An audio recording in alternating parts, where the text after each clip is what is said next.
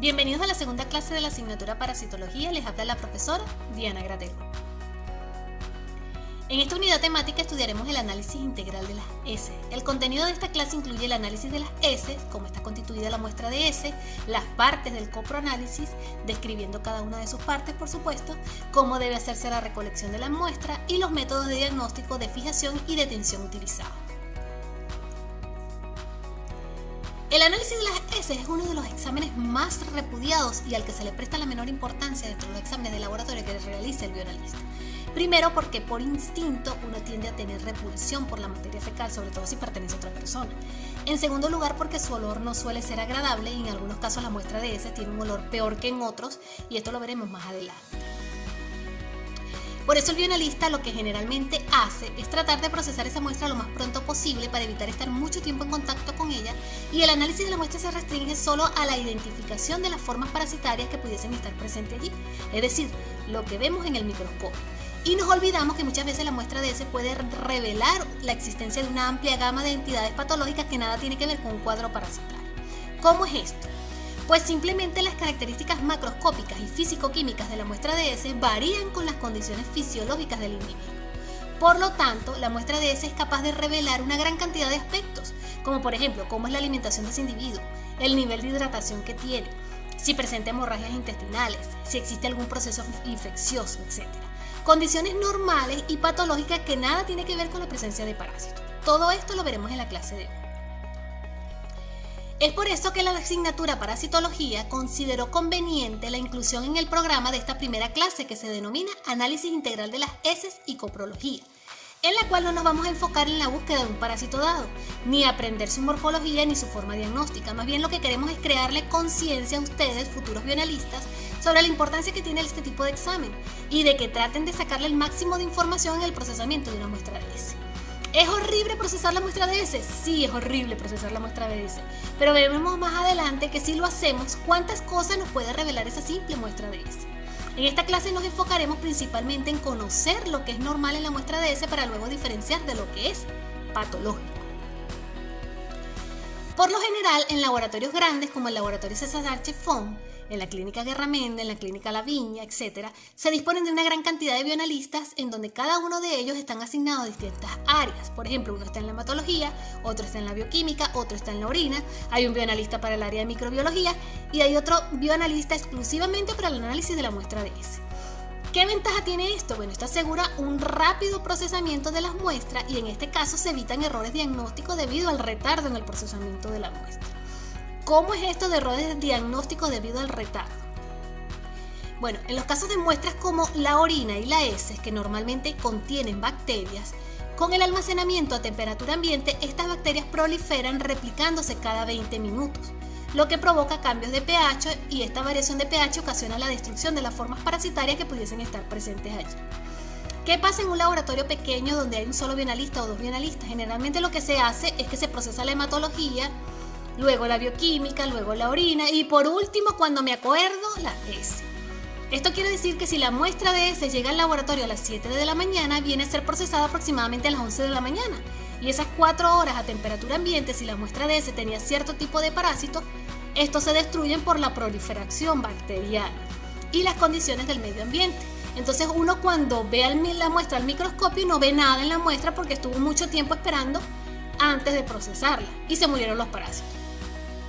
Y uno termina reportando un falso negativo y en la boleta del laboratorio escribe: no se observaron formas parasitarias en la muestra examinada, cuando en realidad la muestra puede haber tenido parásitos pero se destruyeron por procesarla muy tarde. Con esto no quiero decir que todos los parásitos en una muestra de heces desaparecen con el tiempo. No, existen ciertos estadios que son más lábiles o más frágiles que otros y por ello requieren ser procesados con más rapidez que otros. Una de las cosas que aprenderemos en esta clase es saber a cuáles muestras de heces hay que darles prioridad, debido a que podemos presumir con las características que tiene la muestra qué forma parasitaria pudiese estar presente allí. Otro punto que quiero resaltar es que la mayor parte del análisis de las heces se ha delegado a los auxiliares de laboratorio.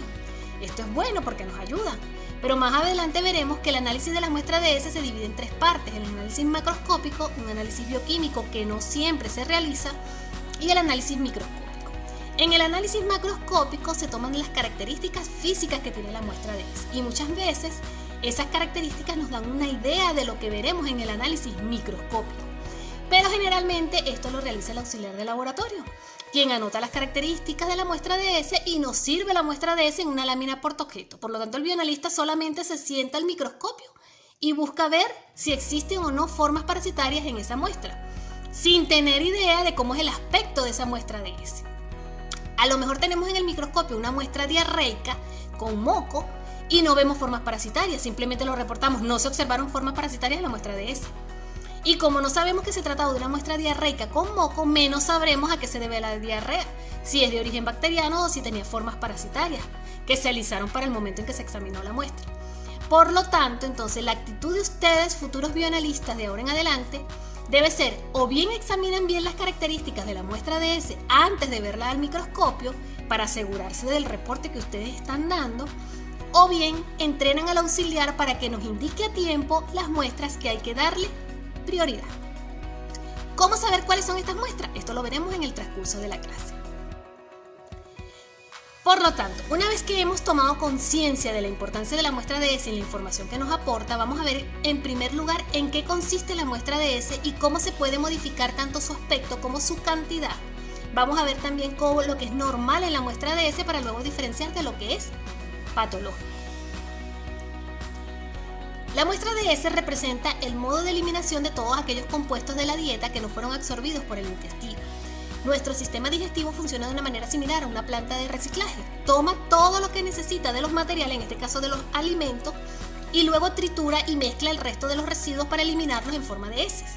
Las heces o materia fecal no son más que una mezcla de agua, remanentes de alimentos no digeridos e indigeribles, tales como gránulos de almidón, partículas de carne, células, fibras vegetales. Por ejemplo, si yo me como una semilla de auyama, un plato de caraotas duras, una concha de plátano verde, yo voy a ver esos alimentos en las heces, sobre todo las caraotas que no se ablandan. Eso es lo que se conoce como lientería, deposiciones con alimentos no digeridos. ¿Por qué? Porque no tengo enzimas que degraden esos alimentos y entonces son expulsados antes de que sean absorbidos. También puede haber en las heces productos del tracto digestivo, como pigmentos biliares alterados, enzimas, moco, etc. Productos de descomposición como el indol, el escatol, ácidos grasos y grasas, células epiteliales de descamación y bacterias. Todos estos componentes que le estoy nombrando están normalmente en las heces en cantidades adecuadas, pero en presencia de condiciones patológicas pueden encontrarse cantidades anormales de cualquiera de estos constituyentes que son considerados normales. Por ejemplo, puede haber exceso de agua en caso de diarrea, exceso de células epiteliales en caso de procesos descamativos, etc. La cantidad de heces por evacuación depende de dos aspectos fundamentales: la dieta y el estado patológico. Este puede ser a nivel gástrico o a nivel gastrointestinal. Por término medio, un adulto puede evacuar entre 150 a 250 gramos de heces al día. Esto puede incrementarse hasta 370 gramos o más si se trata de un individuo con una dieta vegetariana, o incluso puede disminuir la cantidad diaria a menos de 60 gramos si la dieta es rica en proteína. A veces puede pasar varios días sin defecar. Esto es lo que ocurre normalmente. Pero también en estados patológicos se modifica la cantidad eliminada de heces. Puede llegar desde 1 kilogramo diario hasta varios litros si se trata de diarreas agudas graves. O bien pueden presentarse casos de estreñimiento o constipación, donde la persona está trancada y no evacúa, como en los casos de tumores del colon descendente. ¿Cuáles son las partes del análisis de las heces? Como les dije anteriormente, cuando nos llega una muestra de heces al laboratorio, su análisis se divide en 3 partes: un análisis macroscópico, un análisis bioquímico y un análisis microscópico. Vamos a empezar a describir cada uno de estos análisis. El análisis macroscópico. El análisis macroscópico se refiere a las características físicas que presenta la muestra de heces y que se realizan a simple vista con la ayuda de un palito o aplicador de madera. Generalmente lo hace el auxiliar. Aquí es importante destacar que no basta con ver la muestra tal y como viene en la cajita, abrir la cajita y ver la muestra. No, es importante remover o mezclar bien la muestra para buscar elementos que pudiesen estar presentes en las partes internas, como moco, sangre, restos de alimentos, etc. ¿Qué se observa en el análisis macroscópico? La consistencia, el aspecto, el color, el olor, el pH, la presencia de moco y de sangre. Vamos a empezar a describir cada una de estas características. Cuando hablamos de consistencia, se refiere al grado de rigidez que presenta la muestra de heces, y esto depende del contenido de agua que esté presente en ella. Para determinar la consistencia se emplea un palillo o aplicador de madera y se remueve la muestra de heces. La mayor o menor dificultad para mezclar la muestra de heces nos indica qué tipo de consistencia tiene esa muestra. Mientras exista menor contenido de agua, las heces son más rígidas. Se considera normal una evacuación sólida formada de forma cilíndrica y consistente que permite que se mantenga su forma cuando pasa por la abertura anal y aún después de evacuar. En ella existe una proporción aproximada de partes iguales de agua y elementos sólidos. Es lo que llamamos una heces formada, es lo que se considera normal. En heces donde el contenido de agua es muy escaso, resulta difícil la observación debido a su rigidez y estas se catalogan como duras. Es típico de personas que sufren de estreñimiento o que tienen una dieta rica en proteínas y pobre en fibra. Por lo general, cuando se examina el envase, estas tienen el aspecto de pequeñas bolas, similar a las heces de las cabras, como bolitas de ping-pong, y esa forma de presentación de las heces, que en vez de ser cilíndricas, son redondas y pequeñas, se le conoce como hesíbara. Existe otro tipo de consistencia denominada pastosa, la cual tiene mayor contenido de agua que las heces formadas. Se ven como si fuese un preparado de avena. Es típica de personas con dieta rica en fibra y vegetales. Su aspecto es similar a un mousse. A medida que sigue incrementándose el contenido de agua, llegamos a las heces blandas, las cuales suelen ser producidas sobre todo en cuadros patológicos como intoxicaciones alimentarias. Por ejemplo, en los casos de intolerancia a la lactosa, las heces expulsadas son de consistencia blanda. No llegan a ser líquidas propiamente dichas porque en ellas se visualizan restos de alimentos no digeridos, células y fibras. Y finalmente tenemos las heces líquidas, típicas de los cuadros diarreicos. Estas presentan aproximadamente un 90% de agua y dependiendo de los elementos que se encuentran en ellas, se pueden clasificar como heces diarreicas o disentéricas. La presencia de heces líquidas con moco y con sangre visible a simple vista se denominan heces disentéricas. Generalmente son producidas por cuadros patológicos causados por bacterias de tipo salmonela o por amibas como la entamoeba histolítica que produce la amibiasa. Si las heces son líquidas pero no presentan ni moco ni sangre, se conoce como heces diarreicas. Suelen ser producidas por intoxicaciones alimentarias y no son indicativas de procesos de cuadros patológicos. En algunos casos, las heces diarreicas pueden contener sangre pero nunca contienen moco.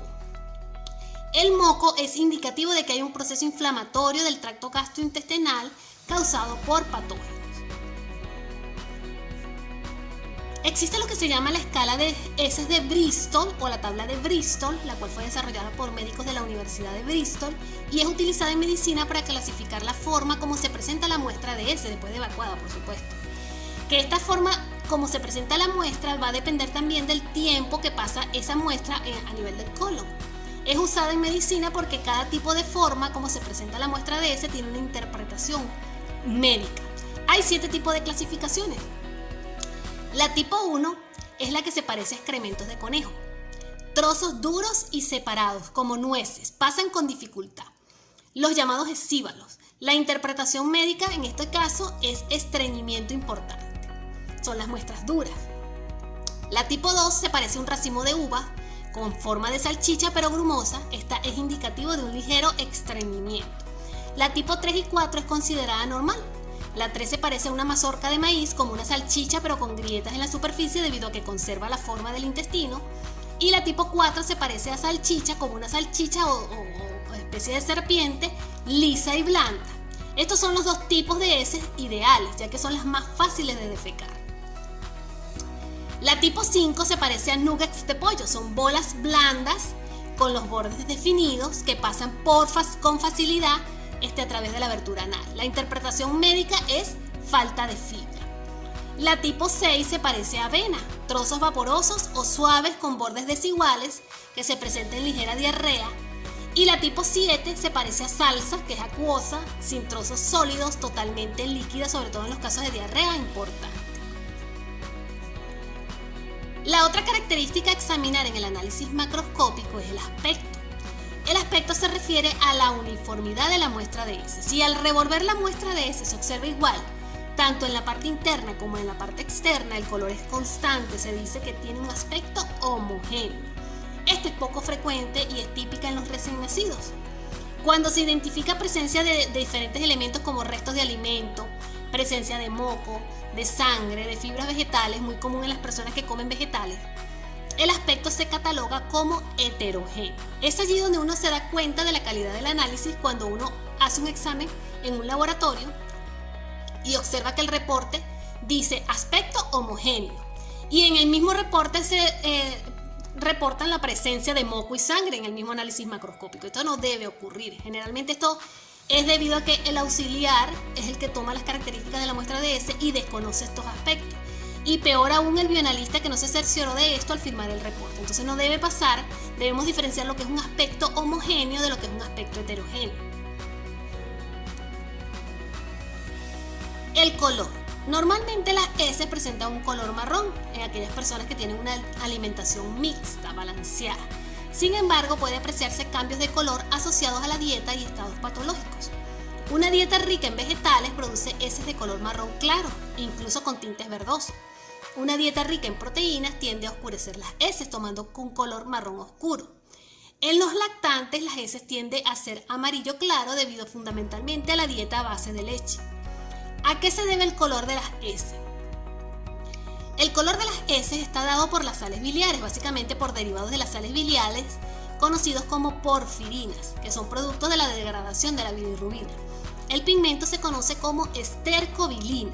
De allí que en la dieta rica en proteínas las heces son más oscuras. La carne tiene hemoglobina que se degrada en bilirrubina y luego esta es metabolizada por las bacterias intestinales en forma de estercobilina.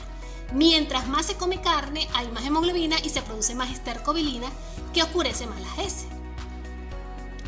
Si no existe llegada de sales biliares, las heces mantienen todas las características excepto el color.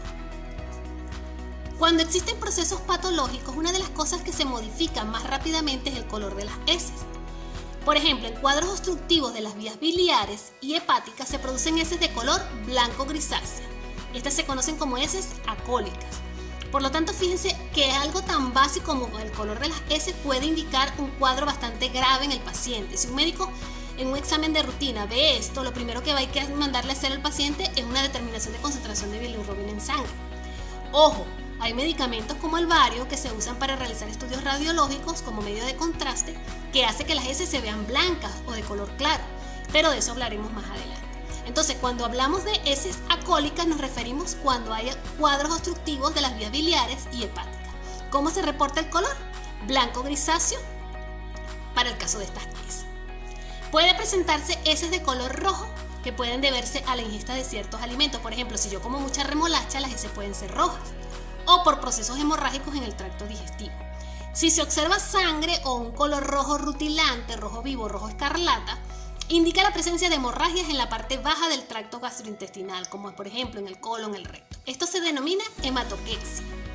Puede darse el caso de que la sangre se observe en la parte interna, con hemorragias internas, o puede observarse un hilito de sangre en la parte externa. Esto puede indicar que hay lesiones a nivel del ano o presencia de hemorroides. También puede observarse heces de color negras, conocidas como melena, que indica que hay una hemorragia en la parte alta del tracto gastrointestinal o sobre todo a nivel de duodeno, yeyuno e ilio. En este caso los glóbulos rojos ya están lisados, lo que está causando esta coloración es la hemoglobina oxidada. Si las heces son pardo oscuras puede indicar procesos como anemia hemolítica en la cual se provoca lisis de un gran número de glóbulos rojos. Como saben, dentro del glóbulo rojo está la hemoglobina, que posee un grupo hemo que origina porfirinas. Un exceso de porfirinas es el que le está causando el color oscuro a la muestra de heces. El olor. Las heces tienen un olor característico, también conocido como fecal o sui generis, que todos conocemos. El olor es debido a la degradación del aminoácido triptófano presente en los alimentos, que es realizado por las bacterias que están en el intestino grueso y que forman parte de la flora normal, la microbiota. Esta degradación es realizada por las bacterias que poseen la triptofanasa, generando en indol y escatol. Este último, el escatol, es el responsable del olor de las heces. Sin embargo, puede darse el caso que las heces muestren un olor más intenso de lo normal, podrido, putrefacto o más decentemente como fétido. Esto es típico de las personas con una dieta muy rica en proteínas y que aporta una gran cantidad de triptófano a las bacterias intestinales. Mientras más proteínas se consumen, más triptófano hay y se produce más escatol. En casos de tratamientos con antibióticos puede encontrarse heces inodoras, debido a la destrucción de las bacterias intestinales y como consecuencia no existe producción de escatol. Por su parte, las heces ricas en grasas, que son las conocidas como esteatorreicas, tienen un olor rancio debido a la oxidación de los lípidos en contacto con el aire. En casos de alteraciones del metabolismo de las proteínas suele ocurrir elevación de la urea, la cual se desdobla en amoníaco y le confiere a las heces un olor amoníacal. Por supuesto que cuando hablamos del olor de las heces no podemos olvidar del olor de los gases, los peos o más recientemente del término flatulencia, y como cultura general debemos saber que también los gases se deben principalmente a las bacterias de la flora intestinal que fermentan los alimentos y como consecuencia se producen los gases. Esto ocurre más con unos alimentos que en otros. Por ejemplo, alimentos ricos en azúcares como los granos, los lácteos, los ricos en almidón como el repollo, el maíz, etc. Y por supuesto que el responsable del olor de los gases es el azufre, en forma del sulfuro de hidrógeno, que es el que le da el olor característico. Y entre los alimentos ricos en azufre tenemos a la cebolla, el coliflor, los huevos, etc. Entonces recordemos que el olor de las heces se debe al escatol, el olor de los gases al sulfuro de hidrógeno, y ambos son producidos por la flora, por las bacterias de la microbiota o flora intestinal. El pH es otra de las características que se analizan en el análisis macroscópico. Tiene poco significado clínico y poco se reporta en los análisis macroscópicos de la muestra de heces. Esto es debido a que se modifica dependiendo de la dieta del individuo. Dietas ricas en proteínas generan heces alcalinas, mientras que dietas ricas en carbohidratos producen heces ácidas. Es frecuente en adultos que los adultos tengan heces alcalinas y que los niños que se amamantan con leche tengan heces ácidas. Por lo general, las heces normales son de neutro a ligeramente alcalina. El pH no indica la presencia de algún proceso patológico o parasitario, porque el pH se modifica principalmente con la dieta del individuo. Otra de las características es la presencia de moco. Como les dije anteriormente, indica cuadros inflamatorios del intestino, tanto fisiológicos como patológicos. ¿Cómo se identifica el moco en una muestra de heces? Se observa como copos o témpanos. Cuando uno toca la muestra de heces con un palillo de madera y estira, se observa como una goma. Esto puede indicar una simple colitis funcional o inclusive se produce por irritación causada en la mucosa del recto por el arrastre de las heces, sobre todo las heces de consistencia dura o de diámetro ancho, que pueden irritar la mucosa del recto y producirse moco. Presencia de sangre. Esta es otra de las características que se analizan en el análisis macroscópico. Cuando se observa a simple vista, indica hemorragias abundantes del tracto intestinal. Puede observarse heces de color marrón acompañadas de sangre sin que se produzca cambios en el color de las heces, pudiendo indicar lesiones a nivel del ano o presencia de hemorragia. En el análisis bioquímico es la segunda parte del análisis de una muestra de heces. Una vez efectuado el análisis macroscópico, se realiza el análisis bioquímico, que consiste en la identificación y cuantificación de componentes presentes en la muestra de heces, como grasas, bilirrubina, albúmina, urobilina, sangre oculta. En este caso se utilizan reactivos que reaccionan en forma específica con cada uno de ellos y generan un producto que sea visualizable y cuantificable. Estos análisis no se realizan a menos que se solicite expresamente por el médico, y por lo general se solicitan uno o dos de ellos. Por ejemplo, en los casos de malabsorción intestinal, el médico puede mandar a solicitar cuantificación de grasas fecales a través de la tinción con Sudan 3 para evaluar cómo está respondiendo el paciente al tratamiento. O puede solicitar determinación de bilirrubina en casos de afecciones hepáticas. En casos de intolerancia a la lactosa se puede realizar la determinación de azúcares reductores. Cada uno de ellos se verán con detalle en la práctica y tendremos un demostrativo de azúcares reductores, de sangre oculta y un leucograma. De todos ellos, el más solicitado es la determinación de sangre oculta. ¿En qué se basa la determinación de sangre oculta? La determinación de sangre oculta se basa en detectar muy pequeñas cantidades de sangre eliminadas por las heces que no son visibles en el análisis macroscópico, ni tampoco se ven eritrocitos en el análisis microscópico. Generalmente el médico solicita este examen cuando sospecha de úlcera o carcinoma gástrico. ¿En qué consiste la técnica? Normalmente un individuo pierde entre 2 a 2,5 mililitros de sangre diario por el tracto gastrointestinal. Sin embargo, cantidades entre 5 y 10 mililitros no se detectan macroscópica ni microscópicamente, sobre todo porque existe el lisis de glóbulos rojos. Y estas cantidades son las que se buscan detectar con la técnica de sangre oculta. Cantidades superiores a 10 mililitros diarios se traducen en una oxidación de la hemoglobina, produciéndose sobre todo en los casos de hemorragias altas o presencia de hematíes intactos que modifican el color de las heces, sobre todo en las hemorragias bajas, que son los términos que hablamos de melena o hematoquexia. En caso de microhemorragias, la sangre oculta se detecta en base a la capacidad peroxidásica de la hemoglobina. Como sabemos, la hemoglobina está formada de una parte proteica o globina y una parte prostética o grupo M. El hierro del grupo M posee capacidad de provocar oxidación de compuestos en presencia de un catalizador representado por el peróxido de hidrógeno y es capaz de reaccionar con sustancias que al ser oxidadas genera un producto coloreado que es visualizable y cuantificable. Estas sustancias son el guayaco, el hidrocloruro de benzidina y la ortodianicidina, generando un producto de color azul. La prueba es de tipo semi-cuantitativa y se califica en cruces de acuerdo a la intensidad de la coloración, 1 cruz, 2 cruces, 3 cruces, 4 cruces.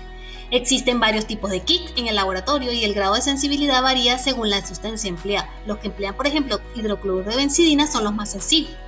El ensayo puede hacerse en tubo, en lámina portaobjeto, sobre papel de filtro, como veremos en la práctica. Para esta prueba es importante darle una serie de indicaciones al paciente para garantizar resultados confiables. El paciente no debe ingerir carne 72 horas antes de la prueba, ya que la carne posee hemoglobina y puede ocasionar resultados falsos positivos. Tampoco debe ingerir medicamentos que contengan sales de hierro, porque el hierro reacciona con la prueba dando falsos positivos. Se debe evitar la ingesta de vitamina C y vegetales que contengan peroxidasa, como el rábano picante y los nabos, pues también dan falsos positivos. Finalmente llegamos al análisis microscópico, que siempre se realiza en el análisis de una muestra de heces y lo lleva a cabo el bioanalista. En este caso se procede a la búsqueda de formas parasitarias presentes en la muestra, pero también es importante determinar si existe excesiva cantidad de elementos que están normalmente presentes en la muestra de heces, como hablamos al principio. En la práctica aprenderemos a identificar los constituyentes en la muestra de heces, sobre todo a identificar qué es una forma parasitaria y no confundir, por ejemplo, un pelo vegetal con una larva. Al principio creemos que todo lo que está presente es un parásito, pero no es así. Entre los componentes que se ven microscópicamente tenemos los alimentos digeridos, como células, fibras y pelos vegetales, fibras musculares, grasas neutras y aceite mineral. Les muestro la imagen de lo que es un pelo vegetal para diferenciarlo de lo que es un parásito. Aquí tenemos la larva de Strongyloides estercorales. Fíjense que el pelo vegetal, las dos imágenes superiores, carecen de organización interna. Solo se muestran un espacio hueco en su interior, a diferencia de la larva, que es la imagen inferior, que sí tiene en su interior un aparato digestivo completo con todas esas cositas que se le ven adentro. Las larvas se identifican por la presencia de una membrana o cutícula que la bordea completamente y que es refringente o brilla cuando se mueve el tornillo micrométrico. También es común confundir los pedacitos de gasa que se quedan en las láminas cuando se limpian las láminas con gasita. Esta podemos confundirla con una larva, pero esto sí es un artefacto. Luego tenemos las células y fibras vegetales provenientes de los alimentos ingeridos. Las células vegetales son redondas y se asemejan mucho a los quistes de protozoarios y los huevos del minto. Para diferenciarlos de lo que es un parásito, tenemos que las células vegetales suelen ser angulares y sus límites suelen ser irregulares. En el interior poseen cuerpos o gránulos irregulares, a diferencia de los huevos del minto, que son redondos u ovalados, y sus límites son regulares y lisos. En su interior se aprecian como gránulos regulares, todos del mismo aspecto y del mismo tamaño. Igualmente están recubiertos por una membrana o pared gruesa que refringe o brilla cuando se mueve el tornillo micrométrico. También podemos reconocer algunos parásitos fácilmente en el caso de los huevos embrionados cuando le observamos unas larvas en su interior. Las fibras musculares provienen de la carne y se aprecian como cilindros cortos, estriados transversalmente y de extremos rombos. En muestras de heces sin colorear presentan un color amarillo. Recuerden siempre que no hay parásitos con forma cuadrada o triangular. Los parásitos generalmente son redondos u ovalados. Si vemos algo cuadrado o rectangular, es un resto alimenticio o un artefacto, pero no un parásito. Las gotas de grasas también se pueden observar, son muy abundantes en heces pastosas con olor rancio, las llamadas heces esteatorreicas. y proviene de los alimentos ingeridos. Su aumento en las heces indica procesos de malabsorción intestinal. En este caso se observan como abundantes esferas brillantes que se confunden con quistes de protozoarios, sobre todo cuando la muestra se tiñe con un colorante de estructura parasitaria como es el Lugol. Una manera de detectar las grasas es mediante el uso de un colorante, el denominado Sudan 3, en donde los lípidos se tiñen diferencialmente. Entre las estructuras que se pueden ver provenientes del organismo también tenemos las células epiteliales, los leucocitos, las levaduras, las bacterias, cristales de oxalato de calcio, fosfato amónico magnésico y cristales de Charcot-Leyden. Las células epiteliales, por ejemplo, se observan como estructuras transparentes con membrana plasmática y un núcleo ovalado grande.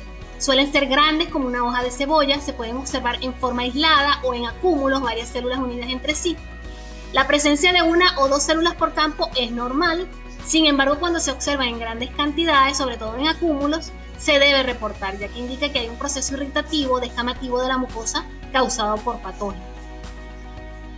Los leucocitos, por su parte, son células sanguíneas que forman parte del sistema inmune y que participan en procesos inflamatorios. Normalmente no aparecen en el análisis microscópico, sin embargo, su aparición, sobre todo en grandes cantidades, indica procesos patológicos causados por agentes infecciosos. Se observan como células redondas con una membrana plasmática fina y varios núcleos.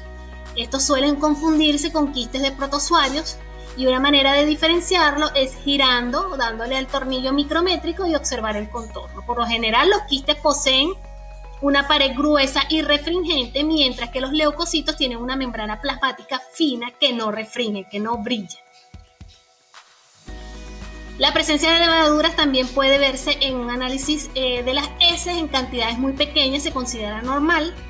En una muestra de heces, si hay mucha cantidad por campo, se considera patológico. Las levaduras tienen forma elipsoidal u oval y suelen confundirse con los quistes de Chylomastis mesmile y Endolimax nana, que veremos más adelante en la asignatura. Se observan de color verdoso con pared gruesa y no se identifican estructuras internas. Pueden verse aisladas o en gemación, y la diferencia con los protozoarios es que las levaduras son mucho más pequeñas y no tienen estructuras internas. La forma de reportarlas sería con el nombre de blastoconidios o blastospora, porque los hongos se reproducen por conidios y esporas. Y dependiendo de la cantidad de brotes, se reportan como levaduras unibrotantes, que son las que se reproducen produciendo un solo brote, como ejemplo tenemos la cándida, o las levaduras multibrotantes, que son las que se producen múltiples brotes en simultáneo, como por ejemplo los paracoccidioides. Se puede observar también en la muestra de heces la presencia de cristales de Charcot-Leyden, los cuales no son normales en una muestra de heces y es altamente sugestivo de infecciones parasitarias, causadas principalmente por el mintos, gusano. ¿A qué se deben los cristales de Charcot-Leyden? Estos cristales proceden de la destrucción de un tipo de célula, los eosinófilos, que son un tipo de célula sanguínea, las cuales caen en la luz intestinal y se excretan con las heces. Presenta la forma de dos pirámides de 6 caras unidas por sus bases. Cada cara de la pirámide tiene forma de triángulo isósceles y el cristal es más o menos largo, aproximadamente unas 5 veces su ancho. Les muestro la imagen de las células epiteliales teñidas con Lugol, que se observan con forma irregular y núcleo ovalado, grande, y dos formas parasitarias, el quiste del complejo Entamoeba sp y Iodamoeba bussi, que se observan bien redondos y definidos con núcleo con cariosoma central y cromatina regular. Esta es la ventaja de este tipo de colorantes, que podemos ver las estructuras internas de los parásitos, por ejemplo, en este caso el núcleo con la cromatina y el cariosoma central. Eso lo veremos más adelante. Y así diferenciar de lo que es una célula epitelial que no es un parásito. Les muestro nuevamente los leucocitos para que vean la diferencia con un quiste del protozoario, en este caso del quiste del complejo Entamoeba spp. El leucocito posee 2 a 4 núcleos pequeños de forma irregular. En realidad se trata de un solo núcleo, pero segmentado, mientras que el quiste de la amiba posee 2 núcleos grandes y redondos con cariosoma central, que son esos 2 ojitos que se le ven en la figura que está abajo. Los leucocitos son más frecuentes en heces diarreicas y sobre todo en disentería, que tengan moco. Tenemos la burbuja de aire, eso es un artefacto, es un espacio vacío que no tiene muestra de heces, no confundamos esto con un parásito. Les muestro cómo se presentan las levaduras en gemación vistas con solución salina. Se observan unidas una al lado de la otra formando cadenetas.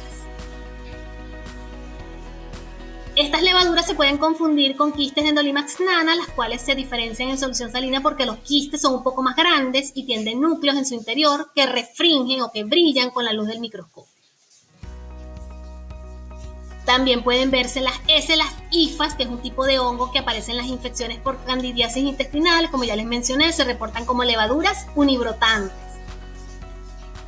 También les muestro cómo se ven los cristales de Charcot-Leyden en solución salina y teñidos con safranina, que es el color rojo que está, de color rojo que está en la imagen inferior.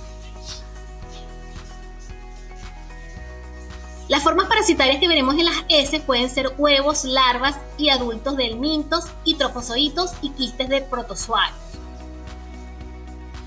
Hablamos de los protozoarios, que son los organismos microscópicos unicelulares. Veremos los trofozoitos, que es una única célula que se alimenta, que crece, que se multiplica y tiene movimiento. Trofo, que quiere decir que se alimenta, que come.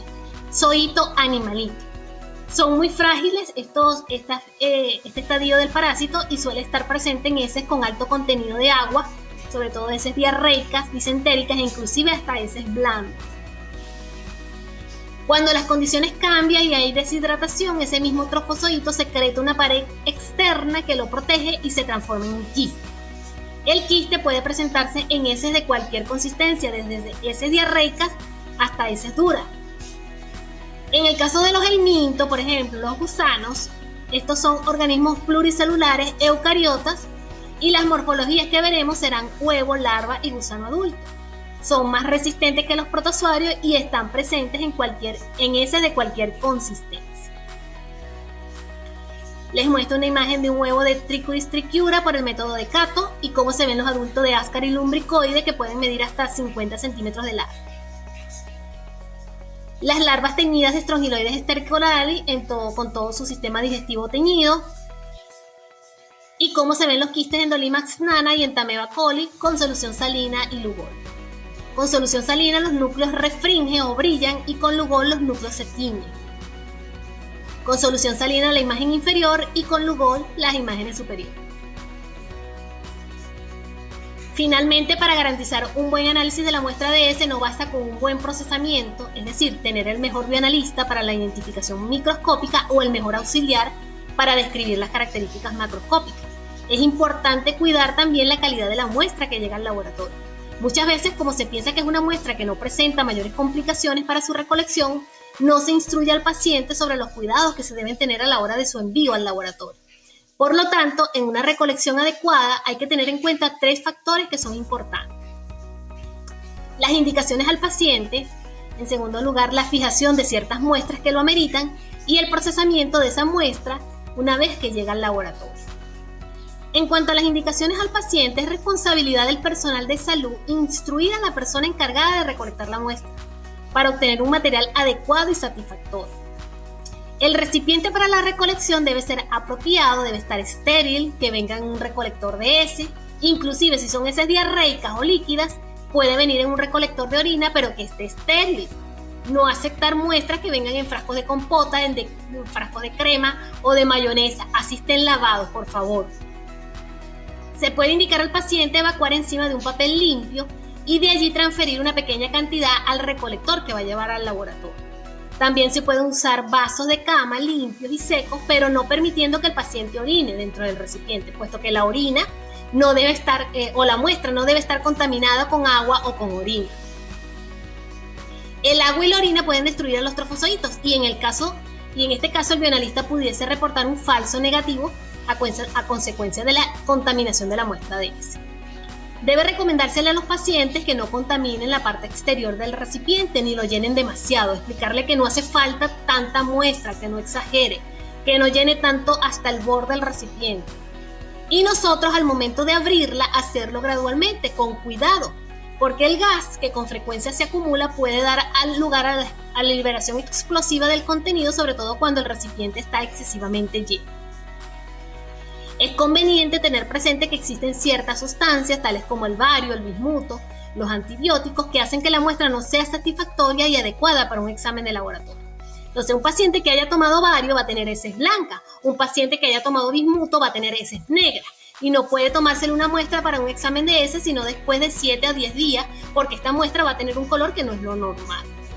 Los antibióticos ocasionan una disminución importante de los protozoarios y por tanto también hay que esperar unas 2 semanas para su recolección. En cuanto a la fijación de las muestras, por lo general las muestras de heces suelen llevarse el mismo día al laboratorio. En los casos en los que no se pueda procesar la muestra el mismo día, como cuando se hacen trabajos de campo con fines epidemiológicos en comunidades lejanas, se recomienda la fijación de la muestra, con sustancias que preserven las características de las formas parasitarias que pudiesen estar presentes. Estas sustancias son capaces de preservar cualquier tipo de parásito que pudiese estar allí, bien sea trofozoito, quiste, huevo, larva. Los fijadores más utilizados son el alcohol polivinílico, que preserva muy bien sobre todo a los trofozoitos. Otro es la formalina al 5 al 10%, que no preserva también a los trofozoitos, pero que es muy útil para huevos, larvas y quistes. Y la solución de Chaudin, que sirve para preservar todos los tipos de parásitos. Les muestro la composición de cada uno de los fijadores. En el caso del alcohol polivinílico está constituido por ácido acético glacial, glicerina y solución de Chaudin, y se prepara una solución de trabajo.